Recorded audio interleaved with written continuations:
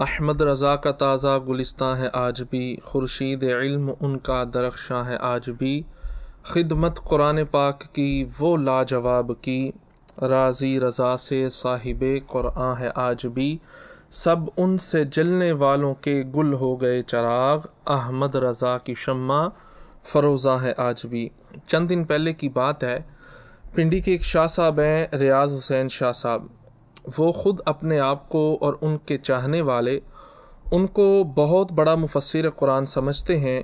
उन्होंने कुरान पाक की एक आयत मुबारक व रफ़अनाहु मकानन अलीशा, इसका तर्जुमा और इसका मतलब उन्होंने ये बयान किया कि हमने हज़रत इदरीस अलैहिस्सलाम को वो जगह दी जो जगह अली को दी, यानी इदरीस अलैहिस्सलाम का मज़ार नजफ़ अशरफ में वहीं पर है जहाँ मौला अली का मज़ार है। अल्लाह का करना, इदरीस अलैहिस्सलाम का मज़ार उधर ही है जिधर नजफ़ अशरफ शरीफ में अली का मज़ार है। किताबें पढ़े और किताबें पढ़े, अब थोड़ा सा मजा ले आओ। इदरीस का मज़ार नजफ़ अशरफ में और आगे का वरफ़अनाहु मकानन अलिया, हमने उसको वो जगह दी जो जगह अली को दी। अब बादिउन नज़र में उनका ये मतलब और ये माना इस आयत का करना, जब एक आम बंदा सुनता है तो फ़ौरन उसके जहन में ये बात आती है कि हज़रत इदरीस अलैहिस्सलाम जो कि अल्लाह के नबी हैं, उनको जो मकाम मर्तबा इज़्ज़त और फ़जीलत मिली है वो माअज़ल्लाह मौला अली की वजह से मिली है, जबकि क़तअन यकीनन ये अहले सुन्नत व जमात का अकीदा नहीं है। रियाज़ हुसैन शाह साहब की इस बात पर उलमाए अहले सुन्नत ने उनको तंबीह फरमाई और कहा कि शाह साहब ये तहरीफ़ मानवी है, आप इस बात को वापस लें, तौबा भी करें और इस बात से रुजू भी करें। उसकी वजह ये है कि आपने कुरान पाक की इस आयत का ये जो माना और मफ़हूम मतलब बयान किया है, ना तो ये कुरान की किसी आयत से साबित है, ना ही किसी हदीस से साबित है, ना ही अक़वाले सहाबा से साबित है और ना ही आज तक उलमाए मुफस्सिरीन में से किसी एक ने भी कुरान पाक की इस आयत की ये तफसीर बयान की है। लिहाजा आपको रुजू करना पड़ेगा। एक मुरक्कब तौसीफ़ी है मकानन अलीशा, आप उसको मुरक्कब इज़ाफ़ी बना के मुरक्कब इज़ाफ़ी के लिहाज से उसका तर्जुमा कर लें, लिहाजा आप इस बात को वापस लें। रियाज़ शाह साहब इससे पहले भी तहरीफ़ मानवी के अलावा तहरीफ़ लफ्ज़ी भी कर चुके हैं, उलमा ने उस पर भी उनको मुतनब्बे किया था। सूरह निसा की आयत मुबारक है व उहदिरतिल अनफुसुश्शुह, यहाँ पर लफ्ज़ शुह जो है शीन और हा, यहाँ पर हरफ हा की जगह उन्होंने खा का जो हरफ है वो इस्तेमाल किया और कहा शुख और शेख का मादा एक ही है। तो बजाय इसके तौबा और रुजू किया जाता, इस पे नदामत की जाती। कुरान कहते हैं वह उखदिरतिल अनफुसुश्शुह, कुरान मजीद कहते हैं। अल्लाह पर सुनो ना भाई, मैं कुरान मजीद सुना रहा हूँ। शुख मौजूद है, शुख यानी शेख मौजूद है, एक कदर शेख। ये हाफिज मोहम्मद कासिम है, शेखों का जिक्र है। ये शुख और शेख का मादा एक ही है। खुद रियाज़ शाह साहब ने छुपे लफ्ज़ों में आला हज़रत शाह इमाम अहमद रज़ा बरेलवी रहमतुल्लाहि ताला अलैह पर तनकीद की और ये कहा, मेरा मुंह ना खुलवाओ, मुझे चुप रहने दो, मुझे पता है कुरान की इस आयत का तर्जुमा किसने क्या किया है। वो मिर्ज़ा जेलमी वाले सारे एतराज़ अशाह इमाम अहमद रज़ा फ़ाज़िल बरेलवी रहमतुल्लाहि ताला अलैह की ज़ात पर कर रहे थे। अब बात यहीं पे ख़त्म नहीं हुई, बल्कि रियाज़ शाह साहब और इरफान शाह साहब का एक बड़ा ही चहेता शागिर्द है और इनका खलीफा भी है, बड़ा मंजूर नज़र है, सखर का एक नौजवान है जिसका नाम मुफ्ती चमन ज़मान है। अब उस बंदे ने रियाज़ शाह साहब की ये जो तारीफ़ मानवी और तारीफ़ लफ्ज़ी थी, रियाज़ शाह साहब की इस बातों पर पर्दा डालते हुए उस बंदे ने मुजद्दिद दीन मिल्लत अशाह इमाम अहमद रज़ा फ़ाज़िल बरेलवी रहमतुल्लाहि ताला अलैह पर तहरीफ़ मानवी और तहरीफ़ लफ्ज़ी का इल्ज़ाम लगा दिया और कहा कि आला हज़रत इमाम अहमद रज़ा बरेलवी ने भी तारीफ़ लफ्ज़ी और मानवी की है।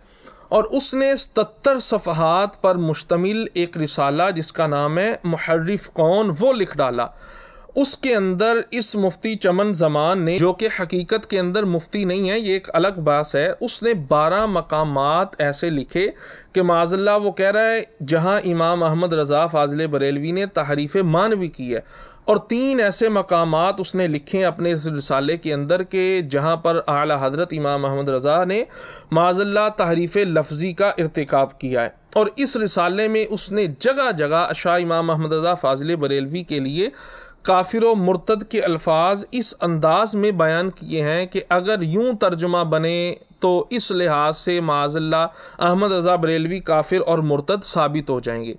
अलगर्ज़ कहना वो ये चाहता है कि जो जुर्म तुम कहते हो रियाज़ शाह साहब ने किया है, वही जुर्म मुजद्दिद दीन व मिल्लत शाह इमाम अहमद रज़ा फ़ाज़िल बरेलवी रहमतुल्लाहि तआला अलैह भी कर रहे हैं। अभी इसी एक वीडियो क्लिप के अंदर तो हम उसके जो 15 इतराज़ात हैं, ज़ाहिर बात है टाइम की कमी की वजह से वीडियो क्लिप लंबा ना हो जाए, इस वजह से हम वो सारे तो बयान नहीं कर सकते। आज सिर्फ चंद बातें इस हवाले से अर्ज़ करनी है कि इस उजड़े हुए चमन ने 77 सफ़हात लिखकर कोई बहुत बड़ा मार्का नहीं मार लिया। ये रियाज़ शाह का दिफा नहीं कर सका, उसको नहीं बचा सका। जो उसने तारीफ़ मानवी की है वो इसको बचा नहीं सका। इंशाअल्लाह तबारक व तआला जिस चैनल पर और जिस ये फेसबुक पेज पर आप ये वीडियो मुलाज़ा कर रहे हैं, इसी पेज पर इंशाअल्लाह तबारक व तआला माह सफ़र में ही, माह रज़ा में, हम आला हज़रत इमाम अहमद रज़ा फ़ाज़िल बरेलवी पर जो इस उजड़े चमन ने 15 इतराज़ात किए, हम एक एक इतराज़ का जवाब इंशाअल्लाह तबारक व तआला आपके सामने रखते हैं। अब सबसे पहले यहाँ बुनियादी बात ये है कि जब रियाज़ हुसैन शाह साहब ने तहरीफ़ मानवी की तो फ़ौरन उलमाए किराम एलाए कलिमतुल हक़ के लिए सामने आए और उन्होंने आवाज़ हक़ बुलंद की और रियाज़ शाह साहब को ये कहा कि आप इस बात पे रुजू करें। अब मुफ्ती चमन ज़मान के बकौल अगर आला हज़रत इमाम अहमद रज़ा फ़ाज़िल बरेलवी रहमतुल्लाहि तआला अलैह आपने तहरीफ़ मानवी या तहरीफ़ लफ्ज़ी की है तो 105 साल हो गए आला हज़रत रहमतुल्लाहि तआला अलैह को तकरीबन विसाल फरमाए हुए। अब कहाँ ये सारे मुफ्ती मरे हुए थे? ये सारा जितना भी टोला है 105 साल से क्यों चुप था अगर आला हज़रत इमाम अहमद रज़ा बरेलवी ने तहरीफ़ की है?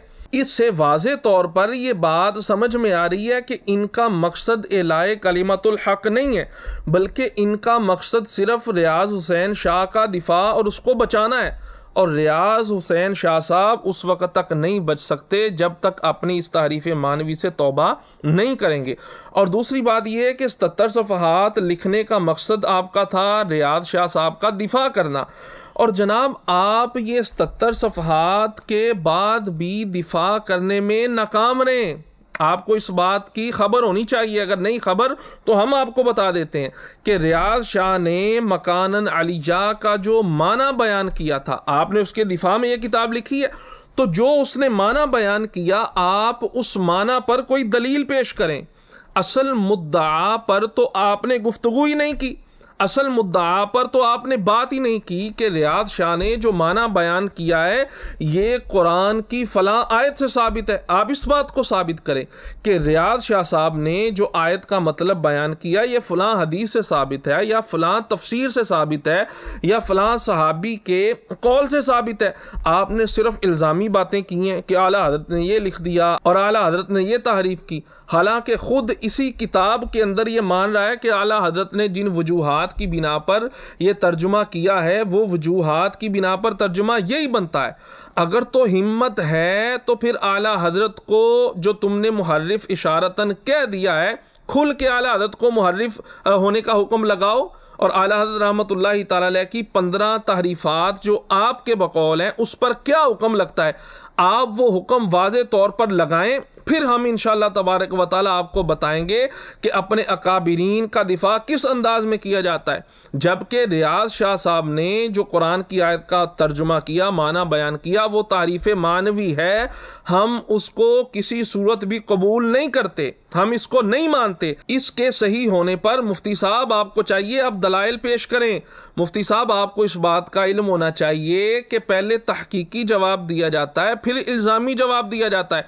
आपने 100 सारा रिसाला इल्ज़ाम के तौर पर लिख दिया और फिर खुद उस रिसाले में मान भी रहे कि आला हजरत ने जो है ये तर्जुमा दुरुस्त भी किया है। अब इस बात को भी मान रहे, या तो खुल के ऐलान करना आला हजरत ने जो है तहरीफ कर दी है, आला हजरत पर माज़अल्लाह हुक्म कुफर लगता है, फिर तो हम तुझे बताएं और दिफा करके बताएं कि अपने काबिरीन का दिफा किस अंदाज में किया जाता है। तुम्हें यह चाहिए था इल्ज़ामी जवाब से पहले आप तहकीकी जवाब लिखते कि रियाज शाह साहब ने यह बात बिल्कुल ठीक की है, हम फिर एक एक बात का तुम्हारी का पोस्टमार्टम करते।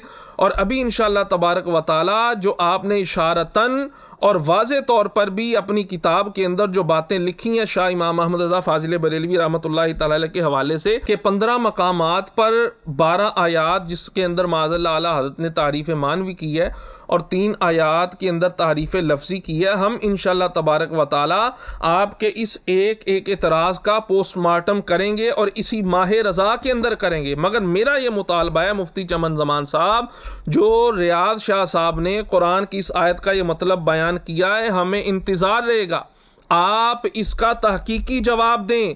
रियाज शाह साहब की गुफ्तगू को आप कुरान से साबित करें, आप हदीस से साबित करें, अक़वाले सहाबा से साबित करें, अक़वाले मुफस्सिरीन से 1450 साल से जिन्होंने कुरान की तफसीर की हैं, कोई एक शाज़ ही आप कुरान की तफसीर दिखा दें, कोई एक मरजू कौल ही दिखा दें, किसी भी मुफस्सिर ने ये कौल किया हो जो रियाज शाह साहब कौल कर रहे हैं।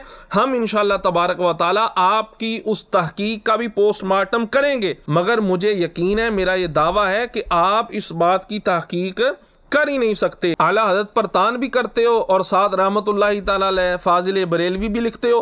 कोई ज़रूरत नहीं है आपको आला हज़रत की तारीफ़, हमें पता है आप किस ग्रुप के हैं, आपका ताल्लुक़ किन तफजीलियों के साथ है, हमें सब पता है। ये आला हज़रत के साथ जो है ना वो झूठी मोहब्बत का इजहार ना करो। अगर इतनी मोहब्बत होती ना तो 77 सफ़हात पर मुश्तमिल तुम ये खबासत ना लिखते। इंशाअल्लाह तबारक व तआला हम तुम्हारे एक एक एतराज़ का बाकायदा 15 वीडियो के अंदर इंशाअल्लाह तबारक व तआला हमारी नीयत है हम जवाब देंगे।